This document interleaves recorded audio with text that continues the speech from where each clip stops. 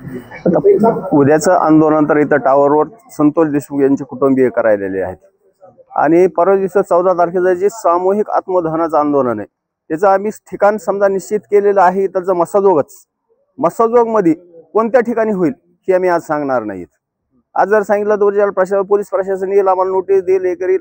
आम्हाला पोलीस प्रशासनाला एकच विनंती करायची, तुम्हाला खरंच जर मसजोग वासियांना जर हे आंदोलन करू द्यायचे नसतील तर त्यांनी आज आणि उद्या 2 दिवसात काय जी त्यांना करायची परिस्थिती करावी, आरोपी अटक करावीत.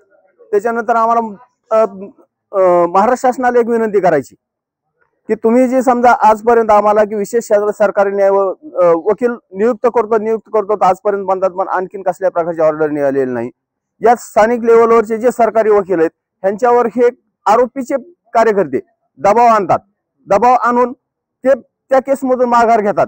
ऐन टायमाला आम्हाला दुसरा म्हणजे सरकारला दुसरा तिथं वकील उभा करावा लागतो. जर यांना जर विशेष सरकारी वकील जर नियुक्त केले ह्या केसमध्ये तर बाकीची ही वेळ येणार नाही ना शासनावर. आणि ज्यावेळेस समजा ही उज्ज्वल निकम किंवा सतीश मान शिंदे यांच्यासारखे जर नावाजलेले जर वकील जर तुम्ही आम्हाला सरकारी वकील म्हणून जर नियुक्त केले तर हे या ठिकाणी या संदर्भात जे आरोपींना उद्या PCR संपणार आहे त्यावेळेस जर उभा केला तर ह्यांचा PCR होणार नाही. या ठिकाणचे न्यायिक मुद्दे जे आहेत ते त्या ठिकाणी मांडतील. स्थानिक लेवलवरच्या वकिलावर पूर्णतः पूर्ण जी गुंडगिरी करणारी हे जे ह्यांची टोळी ह्यांचा पूर्ण दबाव आहे. त्याच्यामुळे हे व्यवस्थित कोर्टापुढे विषय मांडू शकत नाहीत.